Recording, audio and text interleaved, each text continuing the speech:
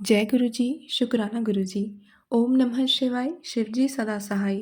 ओम नमः शिवाय, गुरु जी सदा सहाय। संगत जी, आज हम सुनेंगे आंटी जी का सत्संग जिन्होंने जीमेल पर अपनी वॉइस में सेंड किया है। आंटी जी बहुत ही प्यारी ब्लेस संगत है गुरु जी की, और गुरु जी की वडियाइयाँ करने से, शुक्राना करने से कभी पीछे नहीं हटते हैं। वो जितना हो सके उतना शुक्राना करते हैं। तो बहुत ही अच्छी बात है, बहुत ही कम संगत ऐसी होती है जो अपने शुक्राना संगत जी इतना शेयर कर पाती हैं।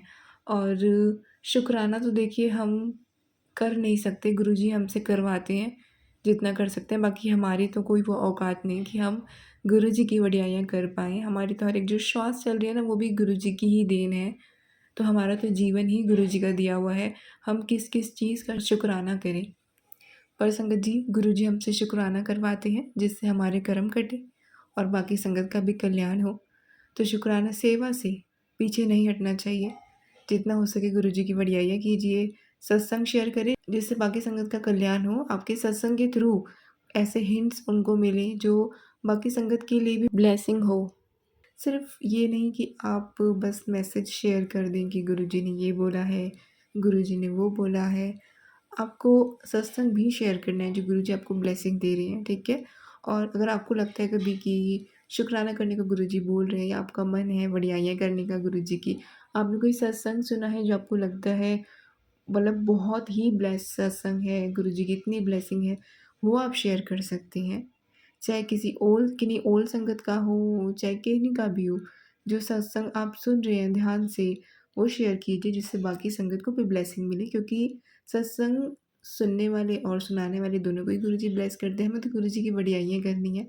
अपने सत्संग भी सुनाइए और बाकी संगत की भी आप सुना सकते हैं।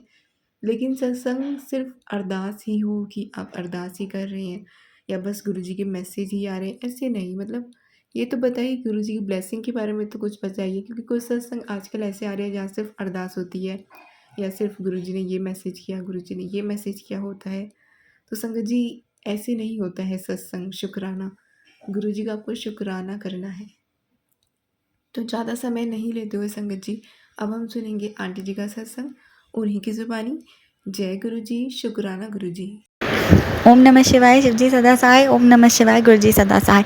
ओम नमः शिवाय, शिवजी सदा सहाय। ओम नमः शिवाय, गुरुजी सदा सहाय। ओम नमः शिवाय, शिवजी सदा सहाय। ओम नमः शिवाय, गुरुजी सदा सहाय।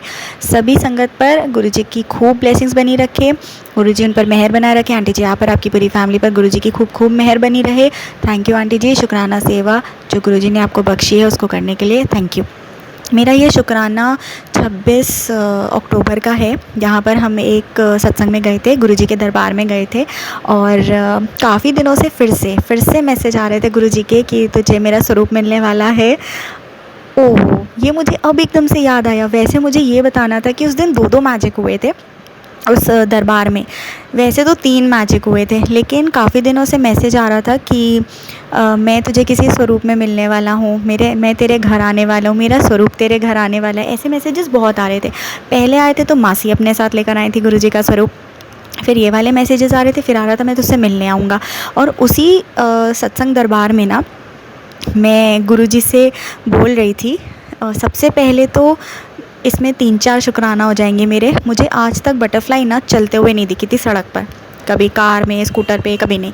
तो जब हमने कैब मंगवाई थी तो उस दिन पहली बार आगे जब कैब के इस बार हम बैठे थे, क्योंकि मैं मासी थे तो एक जगह एक मेंबर और बढ़ा तो मुझे आगे बैठना पड़ा। तो मैं आगे बैठी, तब मैंने पहले बार बटरफ्लाई देखी। और एक सबसे पहली शुरुआत हुई थी जब मेरे भाई के साथ मैंने स्कूटी पे बटरफ्लाई देख के दर्शन करे थे, गुरुजी के स्वरूप के दर्शन करे थे। तो ये फ़र्स्ट टाइम था जो कार में मुझे दर्शन देखने को गुरुजी के, ये बहुत बहुत बहुत बड़ा आशीर्वाद मिला था। तो मेरा ध्यान एकदम से गया, वो तब तक पास से निकल गई ऐसे ही, मतलब शीशे के सामने से, मतलब झलक सी निकल गई। तो मैंने कहा गुरुजी बटरफ्लाई या छोटी सी चिड़िया, को समझ में नहीं आया। मैंने कहा गुरुजी प्लीज़ एक बार, अच्छा तो नहीं लगता पर एक बार फिर से बता दीजिए बटरफ्लाई थी। तो वो दूसरे डायरेक्शन में वो बटरफ्लाई गई। फिर एक और बार गई तो 3 ब्लेसिंग्स मिली मुझे बटरफ्लाई रूप में गुरुजी के दर्शन मिले। शुक्राना शुक्राना शुक्राना गुरुजी का, बहुत खुशी होती है। तो जब हम वहाँ पे सत्संग दरबार में पहुँचे, तो जब अपने चप्पल उतार रहे थे बाहर, तो एकदम से ब्लैक बटरफ्लाई आती है जो सर के पास से जाती है। तो मेरे को लगा हाँ बटरफ्लाई है, पर पता नहीं क्या हुआ। तो मैंने देखते ही मैं जैसे मुड़ी तो पीछे काफ़ी लोग फिर जय गुरु जी कर रहे थे, हाथ जोड़े हुए थे। तो मेरे सर के ऊपर से भी पास से एकदम निकलती गई और पूरे दरबार में दूर बैठे हुए खिड़की से वो बटरफ्लाई दिखती रही। गुरु जी का दरबार, उनका स्वरूप सामने भी था, दूर भी था, और बाहर खिड़की से बटरफ्लाई भी दिख रही थी। तो अनंतम अनंतम अनंतम शुक्राना गुरु जी का। उसके बाद क्या हुआ, मैं जब भी बाहर जाती हूँ ना तो मैं तैयार होकर जाती हूँ। तो मैंने सोचा था मैं एक सूट है मेरा, तो मैं उसको पहन के जाऊँगी। तो मैं गुरुजी से बातें करती रहती हूँ। तो मैं पूछती हूँ गुरुजी आज मोटे लग रहे हैं, कैसे लग रहे हैं, अच्छे लग रहे हैं कि नहीं। आज मैंने चूड़ी पहनी है, मैं कभी ये सब पहनती नहीं। देखो मैं आपके दरबार के लिए तैयार होती हूँ, मेरे को बहुत अच्छा लगता है। मैं कभी बचपन में शादियों में नहीं तैयार हुई, पैंट पहन लेती, जीन्स पहन लेती थी बस। तो ऐसे पूछ के जाती हूँ। तो मुझे लगता है जो मैं डिसाइड भी कर रही हूँ ना पहनने के लिए, ऐसे लगता है जैसे गुरुजी डिसाइड कर रहे हैं। मतलब हर छोटी छोटी चीज़ में ना गुरुजी बेस्ट फ्रेंड बन गए हैं, पिता परमेश्वर हैं और दोस्त भी बन गए हैं। तो अलमारी खोली, सोचा था कुछ पहनना है, लेकिन पता नहीं उसको पहन के वो फीलिंग नहीं आई कि जैसे बहुत खुशी खुशी गुरुजी को दिखाते ना, मैं देखिए ये पहन के जा रही हूँ आज मैं दरबार में, तो कैसा लग रहा है ऐसे करके। तो पहना, बेमन से पहना, पर मन भी था, सब सारे ख्याल चलते रहे। उसके बाद लास्ट मोमेंट पे मैंने चेंज कर लिया और मैंने ट्रैक पैंट पहनी और एक पर्पल कलर की शर्ट पहन ली। उसके बाद जब हम वहाँ पे बैठे तो अभी हम थोड़ा जल्दी पहुँच गए थे, तो आधा दरबार सज चुका था। थोड़ा सा जैसे जो दूसरी जगह पे संगत को बिठाते हैं तो वहाँ पर भी गुरुजी का स्वरूप होता है, जिससे कि अगर जो दूर से दर्शन नहीं कर सकते वो अपने सामने भी देख सकते हैं। तो थोड़ी देर बाद जब वहाँ पे एक स्वरूप आया तो वो उन्होंने सर्कल फ्रेम में वहाँ पे उस स्वरूप को टांग दिया था। ऐसे बड़ा सा स्वरूप था और गुरुजी का एक ब्लू कलर का चोला डाला हुआ था उनके स्वरूप के ऊपर। ऐसे हो गया, थोड़ी देर बाद मैं देखती रही। उसके बाद मुझे याद आया कि जो गुरुजी ने चोला पहना हुआ है वो तो पर्पलिश कलर में था, मतलब पिंक था पर थोड़ा सा डार्क, जो एक पर्पल की वाइब दे रहा था। और मन में बस थॉट आया कि ये तो गुरुजी के कलर से मैच करता हुआ है।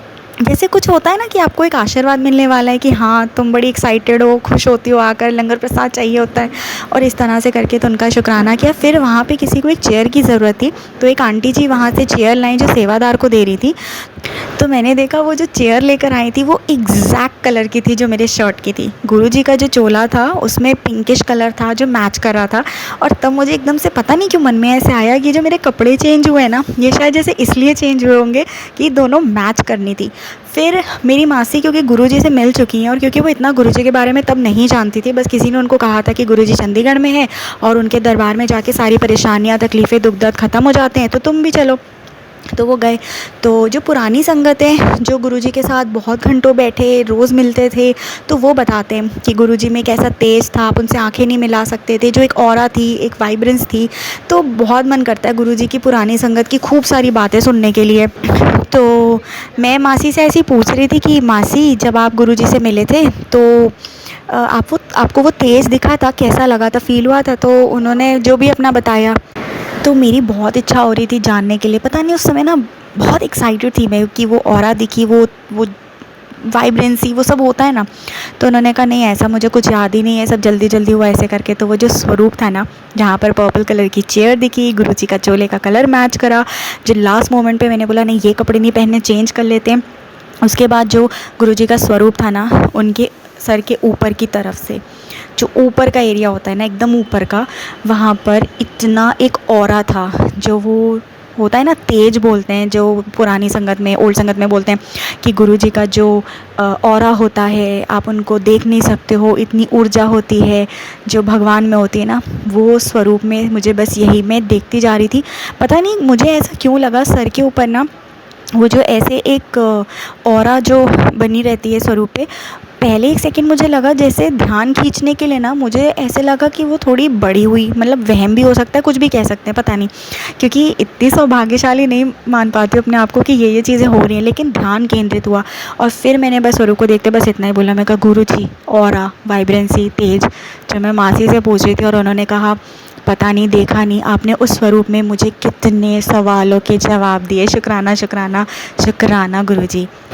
और अब लास्ट वाली बात पर आते हैं, जहाँ पर गुरुजी काफ़ी दिनों से कह रहे थे मैं तेरे घर आऊँगा, मैं तुझसे मिलने आऊँगा, तुझे अपने घर में मेरा स्वरूप मिलेगा, ऐसी चीज़ें चल रही थी। तो एक ये था कि मुझे स्वरूप मिलेगा, तो अभी कैसे मिलेगा मैं ये सोची थी, अब कौन मिलने आएगा, कौन दे सकता है, क्या होगा, सत्संग में तो सब गुरुजी के दरबार में से तो हम ले चुके हैं, बार-बार अच्छा लगेगा कि नहीं, तो समझ में नहीं आ रहा था कैसे होगा। और वहीं पर ये चीज़ें तो काफ़ी दिन से चल रही थी कि गुरुजी का स्वरूप मिलेगा, लेकिन वहीं पर ना मैं ऐसी बैठी-बैठी कर रही थी। मैं कहा गुरुजी मेरे को किसी तरह कोई गिफ्ट दे दो, या कोई सेवादार ना अचानक से सामने आए और बोले ये लीजिए चाय प्रसाद, समोसा प्रसाद, अलग से, मतलब हमारा वन टाइम जो दिया जाता है वो हो चुका था, बट कोई अलग से आ जाए, क्या पता वो आप उस रूप में हो, कुछ ऐसा मैजिक कर दो कि आप आ जाओ मेरे पास, मुझे ऐसे फ़ील हो कि आप आ गए।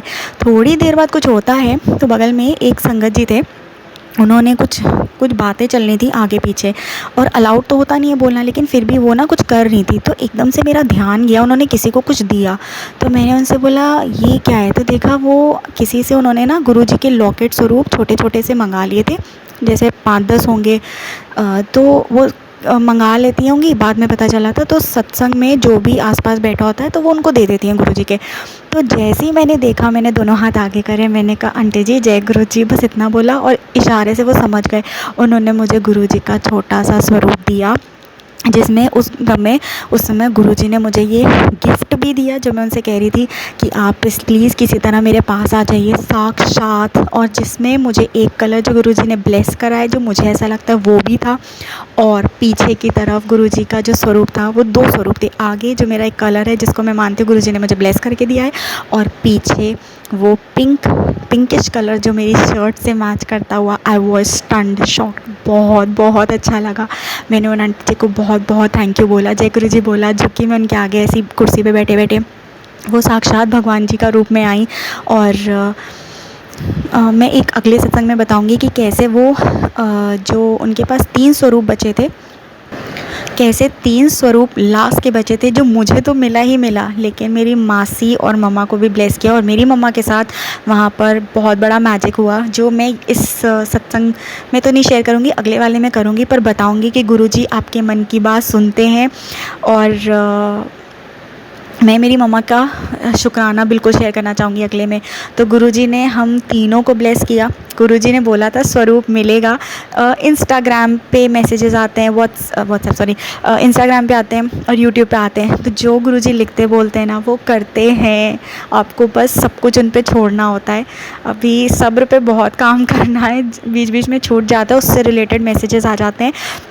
लेकिन मैंने बोला गुरुजी आप किसी सेवादार कोई अचानक से आ जाए, एकदम अलग चीज़ होती है ना, पर फिर वो हुआ नहीं, लेकिन गुरुजी ऐसे आए। और इसी दौरान मैंने देखा था एक, अब वो बटरफ्लाई थी क्या समझ नहीं आ रहा, पर जिस चेयर पे मैं बैठी थी उसके बगल में ही ना वो ऐसे बटरफ्लाई थी, तो वो उड़ नहीं पा रही थी, मेरे को डर भी लगता है थोड़ा।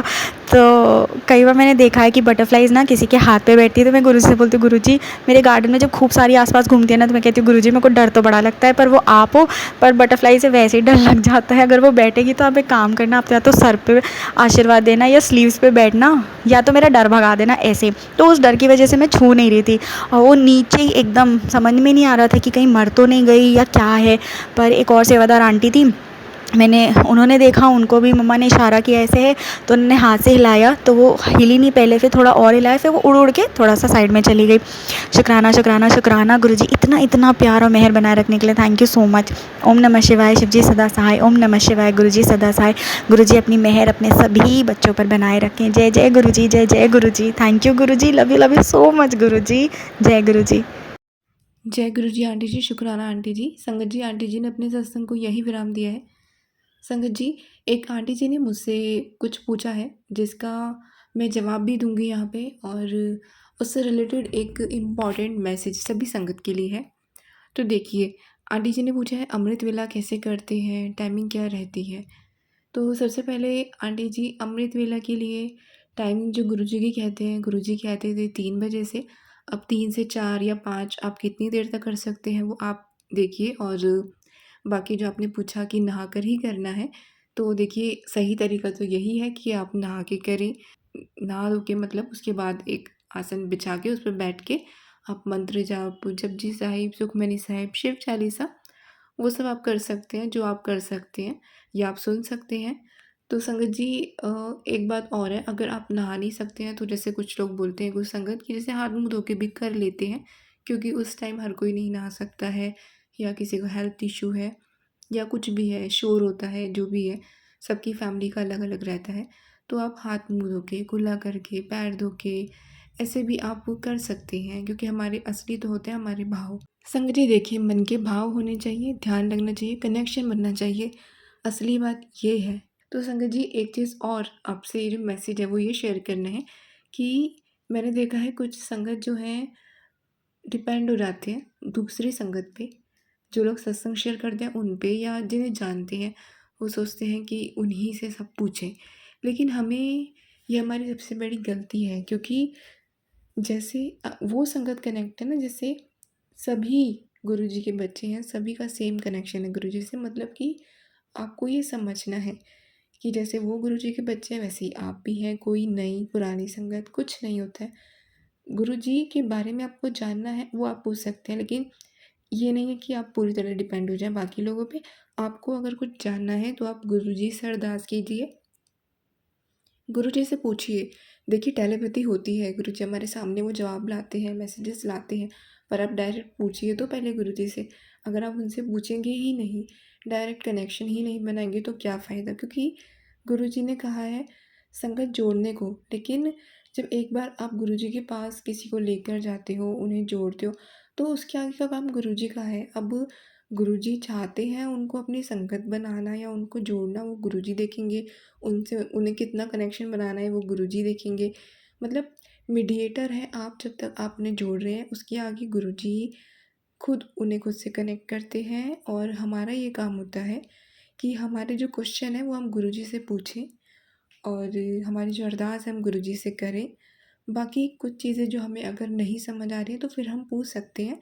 तो हम गुरुजी की संगत हैं, हमें एक दूसरे की हेल्प करनी चाहिए, लेकिन पूरी तरीके से बाकी संगत पे ही डिपेंड नहीं होएं, क्योंकि गुरुजी ने बोला है डायरेक्ट कनेक्शन बनाएं। तो बस ये एक मैसेज शेयर करना था। बाकी संगत जी अब हम करेंगे गुरुजी का मंत्र जाप और फिर अपने अगले सत्संग की तैयारी। ओम नमः शिवाय, शिवजी सदा सहाय। ओम नमः शिवाय, गुरुजी सदा सहाय। अगर मेरी किसी बात का किसी संगत को कुछ बुरा लगा हो या मैंने कुछ गलत बोल दिया हो तो मुझे माफ़ कीजिएगा गुरुजी, और संगत जी आप भी माफ़ कीजिएगा। जय गुरुजी, शुक्राना गुरुजी।